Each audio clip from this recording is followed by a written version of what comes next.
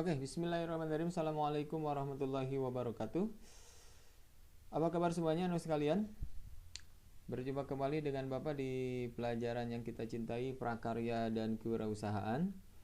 Yang mana di kesempatan hari ini kita sudah masuk di semester akhir, kelas 12, semester 6. Tak terasa pembelajaran kita sudah di ujung akhir pembelajaran. Yang sudah berjalan kalian belajar prakarya dari kelas 10, kelas 11 sampai hari ini kelas 12 di semester 6. Namun supaya lebih berkahnya pembelajaran kita hari ini, marilah kita berdoa bersama. Mudah-mudahan dengan doa segala urusan, segala apa yang kita inginkan dimudahkan oleh Allah Subhanahu wa taala. Bismillahirrahmanirrahim. Raditu billahi robba wa bil islami dina wa bi Muhammadin nabiyya wa rasula. Rabbi zidni ilman warzuqni fahman waridkan wasyan wa mutaqabbala. Anak sekalian, pembelajaran kita prakarya dan kewirausahaan di semester 6 ini yang akan kita bahas disampaikan di kesempatan hari ini, kompetensi dasarnya adalah ini, yaitu memahami perencanaan usaha pengolahan makanan khas daerah yang dimodifikasi dari bahan pangan nabati hewani, meliputi ide, peluang usaha, sumber daya, administrasi, dan pemasaran. Jadi bahasanya berkenaan dengan pengolahan makanan sekalian. Jadi bisnis yang hari ini banyak digeluti orang, khususnya di masa pandemi, dan Bapak lihat bisnis makanan olahan ini di masa pandemi justru yang paling bertahan. Nah, ini cocok dengan keadaan kita hari ini.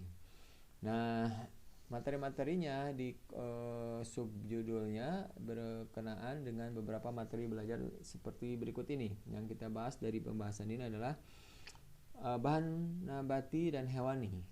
Yang kedua, ide dan peluang usaha pengolahan. Yang ketiga, sumber daya yang dibutuhkan dalam pengolahan. Administrasi pemasaran dan pengolahan. Komponen perencanaan usaha pengolahan dan langkah-langkah perencanaan usaha pengolahan. Jadi 6 subjudul inilah yang akan dibahas di materi pengolahan makanan di semester 6 ini. Baik, siap-siap anak sekalian, perhatikan apa yang akan Bapak sampaikan. Disiapkan buku tulisnya, pulpennya, apa yang pentingnya mohon dicatat supaya nanti kalau ada yang kurang paham bisa dipertanyakan. Anak sekalian, perencanaan adalah langkah awal dalam kita memulai bisnis makanan olahan khas daerah yang dimodifikasi. Jadi yang akan dibahas di sini itu adalah pengolahan makanan khas daerah yang dimodifikasi. Jadi tidak hanya makanan khas daerahnya saja, tetapi makanan khas daerahnya itu yang dimodifikasi. Indonesia, sebagaimana kita ketahui, adalah terkenal sebagai negara agraris yang subur dengan hasil pertanian dan peternakannya. Nabati hewani yang melimpah. Di setiap daerah di Indonesia memiliki berbagai macam ragam jenis makanan daerah yang sangat beragam dengan cita rasa yang unik dan khas. Inilah kelebihan kita, anak sekalian, negara kita yang beribu-ribu pulau, beribu-ribu suku, beratus-ratus budaya. Tentunya budayanya termasuk makanan khas daerah itu sendiri, yang setiap daerah memiliki makanan khas daerah yang beraneka macam. Mobil khusus misalkan di Jawa Barat saja, mungkin kalau dihitung-hitung lebih dari 100-an makanan khas daerah yang bisa dieksplor untuk menjadi makanan khas daerah yang dimodifikasi kekinian sesuai dengan minat masyarakat sekarang. Modifikasi makanan khas daerah itu apa? Adalah suatu cara merubah bentuk rasa makanan khas daerah dari bentuk yang tradisional menjadi jauh lebih menarik tanpa menghilangkan bentuk, rasa, aroma dan dari yang produk sebelumnya. Jadi ada perubahan, baik itu rasa, bentuk, aroma, kemasan barangkali ya, penyajian, sehingga muncul makanan khas daerah yang tradisional menjadi kekinian. Maka disebutnya makanan khas daerah yang dimodifikasi. Anak sekalian, apa sih tujuan dari modifikasi makanan khas daerah ini? Tujuannya satu, untuk memberikan variasi rasa. Yang kedua, memberikan variasi bentuk. Ketiga, memperpanjang usia produk atau pengawetan. Yang keempatnya, meningkatkan tingkat higienis produk. Jadi minimal 4 tujuannya. Jadi memberikan rasa baru, menambah rasa baru, memberikan bentuk yang baru, modelnya tuh berbeda, misalkan asalnya bulat, ya segitiga, segi 5, bintang. Ada yang disukai anak, orang tua, anak dewasa, dibeda-bedain gitu. Kemudian untuk memperpanjang usia produk atau diawetkan, yang biasa misalnya bertahan 1-2 hari, biasanya makan daerah itu kan tidak lama ya. Kemudian kita akalin dengan ditambahin berbagai macam bahan pengawet barangkali yang alami, sehingga masa usia makanan itu menjadi lebih lama. Yang terakhirnya adalah meningkatkan tingkat higienis produk. Perlu kita sadari bahwa memang hari ini yang menjadi titik lemah makanan khas daerah itu kurang higienis. Maka di pembahasan hari ini, di makanan khas daerah ini kita harus mampu memunculkan makanan khas yang higienis, bersih gitu ya, sebagaimana tuntutan zaman masyarakat sekarang yang menginginkan produknya yang higienis, sehat, bersih. Berikut ini jenis-jenis makanan khas daerah yang dimodifikasi. Sebagai contoh saja, di masyarakat sudah ada beberapa produk yang dimodifikasi. Contoh, misalkan ayam geprek mozzarella. Biasanya ayam geprek, ayam digeprek dikasih sambal. Sekarang ada dimodif tambahan mozzarella, dipanasin pakai oven, dikasih keju, akhirnya makan ayam gepreknya jauh lebih menarik karena ada mozzarellanya, disukai oleh anak muda. Ada makaroni nasi uduk. Nasi uduk dikombin dengan namanya makaroni. Ada lagi salad Solo.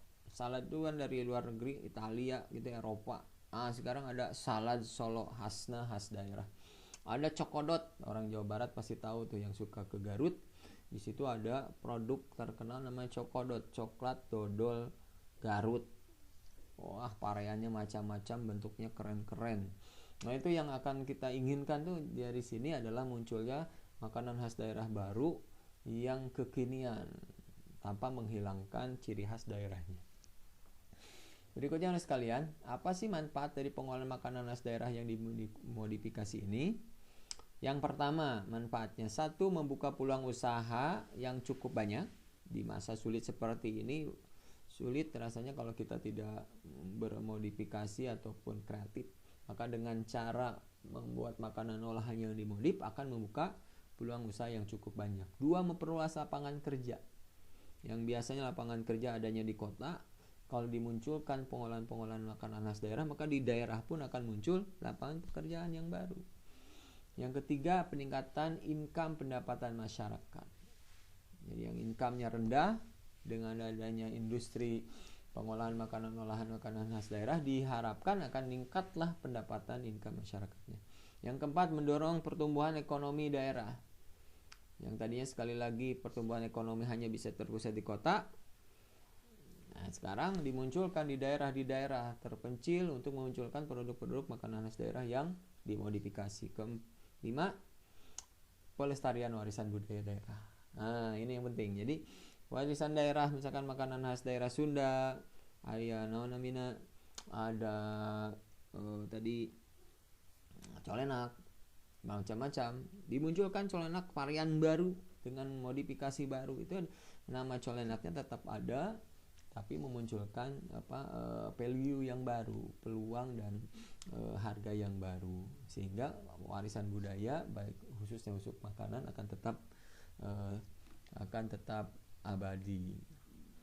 Anak sekalian, dalam memulai bisnis ini, pengolahan makanan ini yang harus diperhatikan. Yang pertama, kalian tentunya harus punya keahlian, skill yang harus diperhatikan, skillnya, ahli di pengolahannya ini. Kalian sudah bisa belum? Kalau belum bisa, belajar, kursus. Jadi kalian munculkan dulu keahlian. 2, minat dan kesukaan. Harus ada minat muncul dari pribadi si pengusaha itu sendiri. Harus ada minat, suka atas produk pembuatan pengolahan. Harus ada minat dulu. Jangan sampai ahli tapi tidak minat, tidak akan maksimal. Ketiga, ketersediaan bahan baku atau bahan bakunya harus ada. Jangan sampai bahan bakunya sulit dicari. Jadi harus ada di sekitar kita. Keempat, peluang usahanya ada nggak? Ini kalau dibuat nih produk makanan khas daerah modifikasi ini, kira-kira peluangnya terbuka, bagus atau tidak? Yang kelimanya harus diperhatikan juga adalah kompetitor, lawan. barangkali sudah ada orang yang sudah memulai di bisnis itu, ya kita harus pelajari dulu bagaimana produk orang. Nah, ini harus diperhatikan. Berikutnya anak sekalian, ide peluang usaha ini dari mana kita bisa memunculkan ide-ide itu? Minimal ada 5 pula. Yang pertama, ide peluang usaha makanan khas daerah itu bisa dimunculkan satu dari apa yang dilihat dari lingkungan sekitar. Maka hari ini kalian harus banyak melihat, mendengar bagaimana di sekitar kita. Adakah orang-orang yang mencari makanan khas daerah tertentu? Nah, kalian harus banyak mendengar dan melihat. Kalau ada misalkan banyak orang yang membutuhkan misalkan makanan khas daerah tertentu, ambil menjadi referensi. 2, apa yang kita dengar sehari-hari di masyarakat, banyak orang ngobrolin misalnya satu makanan khas daerah disuka. Nah, itu menjadi catatan Anda. Yang ketiga, melihat potensi diri. Potensi dirinya yang tadi nyambung dengan skill adalah potensi diri ketika Anda membuat produk ini memungkinkan nggak dibuat produk itu. Kalau kita bisa membuat, skill ada dan kita berminat, jadikan. Yang keempat, pengamatan lingkungan. Lihat kanan kiri, lingkungan sekitar. Di sekitar kita memungkinkankah produknya itu dibuat? Kemudian berbagai macamnya ada di situ. Yang terakhir, meniru pengusaha yang sudah sukses.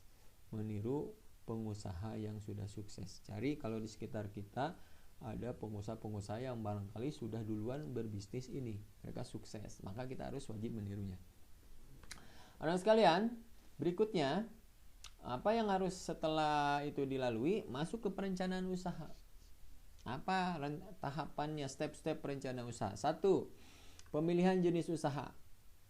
Pilih dulu yang menurut Anda paling baik. 2, tentukan nama usahanya apa.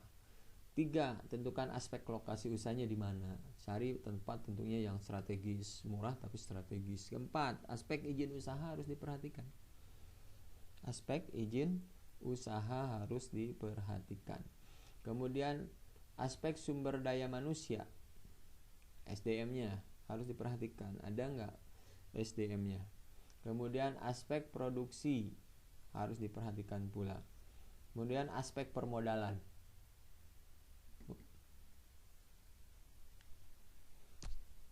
Aspek produksi dan aspek permodalan harus diperhatikan. Jadi bagaimana produksinya, bagaimana permodalannya. Jadi di sini, ke sini. Nah, ini juga harus diperhatikan ke 7 aspek-aspek perencanaan ini harus betul-betul kalian lalui dengan sangat teliti. Lalu sekalian yang berikutnya, terakhir,